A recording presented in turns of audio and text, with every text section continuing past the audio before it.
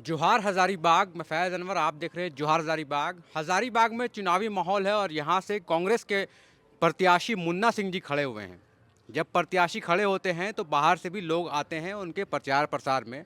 हज़ारीबाग में भी आनंद शंकर सिंह आए हैं, जो औरंगाबाद से, बिहार के औरंगाबाद से 2 टर्म से विधायक हैं। आखिर वो मुन्ना सिंह के लिए क्यों आए हैं, ये सब जानेंगे। उनका कनेक्शन क्या है, क्या इनके प्रचार से मुन्ना सिंह जी को फ़ायदा होगा, सब कुछ जानेंगे। बहुत बहुत स्वागत है जोहार हज़ारीबाग में। बहुत धन्यवाद। पहली बार बिहार के एमएलए का मैं इंटरव्यू कर रहा हूँ। अच्छी बात है। और क्या है कि बिहार और झारखंड का बड़ा पुराना नाता है। अच्छा, आपका और क्या नाता है झारखंड से? झारखंड से मेरा नाता यह है कि मैं झारखंड में ही जन्मा हूँ, अच्छा। बैरमू में, फुसरो में। अच्छा। और पढ़ाई टोटल मैं 2 साल रहा हूँ बरही में। हम्म। 2 साल मैंने यहाँ 10+2 कोलंबस से किया, संत अच्छा, कोलंबस सेंट से किया। कोलंबस कॉलेज से। हाँ, क्या 2 बात साल है। तो यहाँ। देखिए, कनेक्शन तो ऐसे ही जुड़ता है। हज़ारीबाग के सेंट कोलंबस कॉलेज से इन्होंने पढ़ाई किया है, तो आप तो फिर झारखंडी हो गए। बिहारी आप कैसे, झारखंड मतलब? का जीवन का मैंने मेरा 20 साल हाँ। जीवन का मतलब जन्म कर्म से 4-5 साल तक यहीं रहा हूँ, मतलब हम्म। झारखंड में ही। हम्म। उसके बाद पढ़ाई लिखाई के दौरान 2 साल बरही, 2 साल यहाँ, हाँ। और 5 साल 6 साल रांची। तो अच्छा। आप जोड़ लीजिए कि 15 साल तो मैंने अपना युवा अवस्था का, हाँ। पढ़ाई के समय का यहाँ पे गुजारा मतलब है। मैक्सिमम तो टाइम मैं झारखंड में, इसीलिए मैक्सिमम टाइम लगाव तो थोड़ा मैंने ज़्यादा झारखंड में ही है। गुजारा है और हाँ। लगाव बहुत है ठीक है, तो झारखंड से। ये बताइए, आपके चुनाव प्रचार में जब 15 से आप जीते, फिर अभी 20 में जब बन के आए हैं, तो उसमें और अभी जो हज़ारीबाग में आ रहे हैं, कैसे रिलेशन बनता है? क्या यहाँ से मुन्ना सिंह जी आपके प्रचार में गए थे जब आप लड़ रहे थे तो? हाँ, 20 में मुन्ना जी सिंह जी गए थे हुँ। मेरे चुनाव प्रचार में, और उनके जो जो रिलेटिव थे, जिनसे इनका संपर्क था, हुँ। वो उन सबों के पास गए और मेरे लिए इन्होंने खूब मेहनत किया। हुँ। तो मेरा भी फ़र्ज़ बनता है कि जब वो मेरे चुनाव में आए, हुँ। तो मेरा भी ये फ़र्ज़ बनता है, और कांग्रेस पार्टी के नाते भी, क्योंकि दोनों हम लोग कांग्रेस पार्टी के सिपाही हैं, बिल्कुल। तो उस नाते भी बनता है फ़र्ज़ कि मुन्ना सिंह जी के लिए मैं कुछ, जितना मेरे से बन पड़े हुँ। तो आखिर उतना कर। क्यों क्यों लगता है आपको कि यहाँ से मुन्ना जी जो हैं वो प्रबल दावेदार हैं और इस चुनाव को वो जीत सकते हैं? क्योंकि हज़ारीबाग में आपको बता दूँ कि 10 साल से भाजपा रहे हैं मनीष जायसवाल जी, अब वो सांसद हो गए हैं। उसके पहले 10 साल कांग्रेस भी रही है, ऐसा नहीं है कि कांग्रेस का यहाँ गढ़ नहीं है। तो क्या आपको लगता है इस 10 साल के बाद कांग्रेस को मौका देगी हज़ारीबाग की जनता? एकदम मिलेगा मौका। और आपको बता दूं मैं कि 10 साल से यहाँ बीजेपी के विधायक जी हैं, हुँ। हमारे यहाँ 15 साल से थे। अच्छा। उनको मैंने और 15 जिनको में आपने हराया था? हराया। रामाधार सिंह कद्दावर हुँ। सहकारिता मंत्री हुआ करते थे जिस समय चुनाव लड़े थे हम 15 में, हुँ। उनको हराया मैंने। उस टाइम भी सब यही बोल रहे हो कि नहीं हरा हाँ, पाएँगे, उस ऐसा समय भी माहौल लोग था? यही बोल रहे थे, और मैं वैसी ही संभावनाएं हाँ। मुन्ना सिंह जी के सिलेक्शन में देख रहा हूं मैं। हुँ। और एक बात आपको बता दूं, हुँ। बीजेपी के कैंडिडेट को लेके हुँ। मैंने जहां भी चर्चा की, हुँ। मुझे ये लोगों ने बताया कि बीजेपी ने अभी तक का सबसे वर्स्ट कैंडिडेट दिया है, हुँ। और उनको भू माफिया से लोग नवाज रहे हैं। अच्छा। तो यह एक बेनिफिट जाता ही है। जिससे भी बात की, चूंकि हुँ। मैंने यहाँ पढ़ाई की है और हुँ। रांची में भी पढ़ाई की, तो बहुत सारे दोस्त मेरे हज़ारीबाग के हैं, हुँ। हुँ। और वो हर कम्युनिटी से हैं, ऐसा अच्छा। नहीं कि हर कम्युनिटी से हैं। हुँ। तो उन लोगों से जब बात के दौरान ऐसे ऐसे लोग जो कि बीजेपी के हार्डकोर सपोर्टर हैं, हुँ। उनका भी ये कहना है हुँ। कि बीजेपी ने इस बार टिकट गलत व्यक्ति को दे दिया। एक तो ये आपको फ़ायदा मिलना ही मिलना है। हुँ। नगर निगम होते हुए हज़ारीबाग में शहर के सड़कों की स्थिति बड़ी ही गंदी थी। अच्छा। लोग बता रहे थे कि थोड़ा सा हवा चलता है तो बिजली बत्ती गुल हो जाती है। हुँ। केबलिंग जो है वो अंडरग्राउंड नहीं है। तो अब हुँ। ये बताइए आप, 10 साल से बीजेपी का यहाँ पर विधायक हो, बीजेपी के सांसद को लोग जिताते हैं। इसके पहले सरकार रघुवर दास की बीजेपी की थी, हुँ। और जब वैसे समय में बीजेपी के यहाँ के विधायक, सांसद और रघुवर जी की सरकार, वैसे समय में अगर हजारीबाग का उत्थान नहीं हुआ, उत्थान का मतलब, उत्थान केवल ये नहीं कि एक वर्ग को छोड़ दिया जाए और दूसरे वर्ग का कर दिया जाए। हुँ। उत्थान का मतलब, विकास का मतलब है कि समभाव से सभी लोगों का विकास। क्योंकि एक बार जो जनप्रतिनिधि जी जाता है, वो सभी का प्रतिनिधि होता है। बिल्कुल। वो यहाँ किसी को बांट के या छांट के विकास नहीं करना नहीं, यहाँ पे चाहिए। मेरा एक सवाल है। आप खुद हैं 10 साल, सेकंड हम्म, टर्म भी आप कर रहे हैं। हम्म, तो आप कैसे देखते हैं? जैसे आपने कहा पिछले हम्म। इसमें कि एक क्षेत्र को जो है छोड़ दिया गया है। आप लोग कैसे देखते हैं? क्या आप किसी देखिए, वर्ग को छोड़ते हैं? देखिए, जात-पात का राजनीति होता है देखिए, जब आप आए विधायकी में तो? कांग्रेस, हमेशा कांग्रेस ने इंक्लूसिव राजनीति की है। हुँ। हमको किसी को बांट के नहीं चलना है। आप मेरे क्षेत्र में आइए, कभी मौका लगे तो आके देखिए आप, और किसी से घूम के पूछिए हुँ। किसी को छोड़ने का मतलब ही नहीं बनता है। एक बार चुनाव हो गया, जिसने मत दिया, जिसने मत नहीं दिया, आप सबके प्रतिनिधि हैं। आपका दायित्व तो बनता है जितना आपसे बन पड़े, जो आपके काबू में होगा वही चीज़ आप करेंगे ना। जितने आपके पास संसाधन होगा वो इतना ही करेंगे ना। इस संसाधन पर आम जनता का हक है। अब वो अलग चीज़ है कि उसकी विचारधारा कौन किधर विचारधारा कौन सी विचारधारा रखता है, ये अलग बात है। बिल्कुल। लेकिन विकास सबका होना चाहिए और समभाव से होना चाहिए, और वहाँ मुझे कमी दिख रही है हजारीबाग में। तो इसलिए समभाव में अगर विकास, सद्भाव में अगर विकास आप चाहते हैं और सभी लोग को साथ लेकर अगर आगे बढ़ना चाहता है हजारीबाग, तो मुन्ना सिंह ही विकल्प हैं। भूमाफिया विकल्प नहीं हो सकते। बिल्कुल, अब चुनाव का दौर चल रहा है तो हम लोग थोड़ा चुनाव में भी जानना चाहेंगे। आप 10 साल से एक्टिव भी हैं और जीते भी हैं।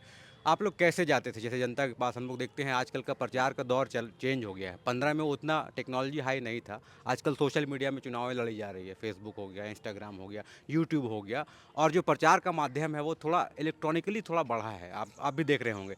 आप जब कर रहे थे उस टाइम के अभी में क्या चेंज आया और कैसे उसको मतलब आगे लेके देखिए, जा रहे 14 हैं? में तो क्रांति आ गई थी सोशल मीडिया की। हाँ, लेकिन वो सब जगह नहीं फैल 15 रही है। में 15 में भी, 20 में भी सोशल मीडिया की क्रांति आ गई है। निश्चित रूप से जहां हम नहीं पहुंच पाते थे, तो संचार के इस युग में हम वहां तक पहुंच जा रहे हैं, निचले पायदान तक पहुंच जा रहे हैं। यह क्रांति तो हुई है। आज अपनी बात तक मुझे अगर किसी सुदूर कहीं भी पहुंचानी हो, आज आप कोई रिकॉर्ड करके कोई पोस्ट यूट्यूब पे डाल दें या गूगल के माध्यम से कुछ भी कर लें, वो आपका दुनिया के दूसरे छोर में बैठा आदमी भी देख सकता है। तो यह तो एक संचार क्रांति का फायदा मिला है लोगों को। लेकिन इसके अलावा अमेरिका में कोई बैठा व्यक्ति मेरा देख रहा है कि मैं कौन से काम कर रहा हूँ, ये तो एक आपका, चलिए कि गुड रेपुटेशन आपका बन रहा है कि ये व्यक्ति अच्छा काम कर रहा है। लेकिन हजारीबाग की जनता से आप रूबरू हैं कि नहीं हैं, उसके दुख सुख दुख में आप शामिल हैं कि नहीं है, उसका विकास आप कर रहे हैं कि नहीं कर रहे हैं, ये ज़्यादा ज़रूरी है। और सोशल मीडिया एक मतलब माध्यम है कि आप अगर कोई विकास का कार्य कर रहे हो, किसी के सुख दुख में अगर शामिल हो रहे हो, तो इसके माध्यम से आप त्वरित रूप से गति से बता सकते हैं कि देखिए आपका जो विधायक है या आपका जो जनप्रतिनिधि है, वो हर मुश्किल समय में, मुश्किल हालात में, सुख में दुख में अपने लोगों के बीच खड़ा है, या उसने विकास के ये काम किए। ये एक सोशल मीडिया के माध्यम से आप प्रचार प्रसार अपना कर सकते हैं, जो कि आने वाले समय मतलब कैंडिडेट के लिए बेनिफिशियल होता है, जनप्रतिनिधि के लिए बेनिफिशियल होता है। वहीं उसका नेगेटिव इम्पैक्ट भी है। वहीं उसका नेगेटिव इम्पैक्ट भी है। काम नहीं करे तुरंत आ जाता है सोशल मीडिया पे। नहीं, काम नहीं करे तो वो तो आना चाहिए। हाँ। यह एक तो टूल है जिसके माध्यम से पता चलेगा कि आपका जनप्रतिनिधि आपके बीच में है कि नहीं, एक टूल है। लेकिन उसका भी कुछ दुष्प्रभाव भी है। कट एडिट करके लोग क्या से क्या बना के चलाने लगते AI का हैं। ज़माना आ गया। तो ये सब चीज़ें भी हैं। अगर अच्छाई है उसकी, पॉजिटिव अगर उसमें चेंज लाया है, तो कुछ नेगेटिविटी भी आई है। तो यह एक टूल है। आपको पहले पहुंचने के लिए स्वयं उपस्थित होना पड़ता था, बताना पड़ता था लोगों को कि मैंने ये काम कराया आपके बीच में। आज आप यहाँ कोई काम करते हैं, सुदूर ग्रामीण क्षेत्र में, गांव के कोने में कहीं पे, उसको ये मालूम है कि मेरे विधायक ने, मेरे जनप्रतिनिधि ने ये काम कराया।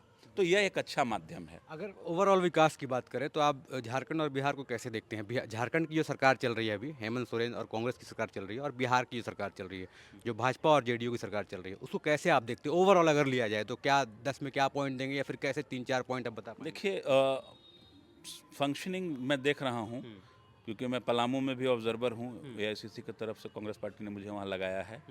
मैं ये देख रहा हूँ बहुत ही अच्छा रिस्पांस है। हेमंत सरकार को जो प्रताड़ित करने का काम भाजपा सरकार ने किया, भाजपा के बड़े नेताओं ने किया, ईडी सीबीआई के माध्यम से उनको जेल भेजने का काम किया, सरकार को डिस्टेबलाइज करने का जो काम किया, मैं समझता हूँ कि एक बड़ा वर्ग जो है वो भाजपा के इस कृत्य से नाराज है, और वो एकजुट होकर भाजपा के विपक्ष में वोट करेगा।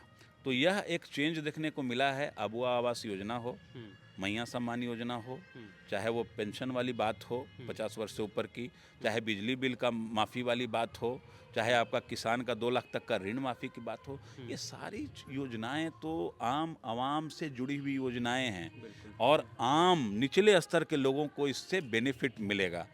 तो निश्चित रूप से लोगों का रुझान है इस ओर में, और हेमंत सरकार को झारखंड के लोग दोबारा देखना चाहते हैं और इंडिया गठबंधन को मजबूत करना चाहते हैं। जाते जाते एक आखिरी सवाल है, लास्ट टाइम में जो वोटर का मूड स्विंग होता है, हम लोग अक्सर देखते आ रहे हैं कि 13 तारीख को यहाँ वोटिंग है और लोकसभा में भी हमने देखा है कि लास्ट 1-2 दिन 48 घंटा जब चुनाव प्रचार खत्म हो जाता है, आपको एक्सपीरियंस है 2 टर्म का, तो उसमें क्या लगता है, क्यों मूड स्विंग होता है और क्या सबसे इम्पोर्टेंट कड़ी होती है वहाँ पे? देखिए, मूड स्विंग होने वाली बात ही नहीं है इस बार।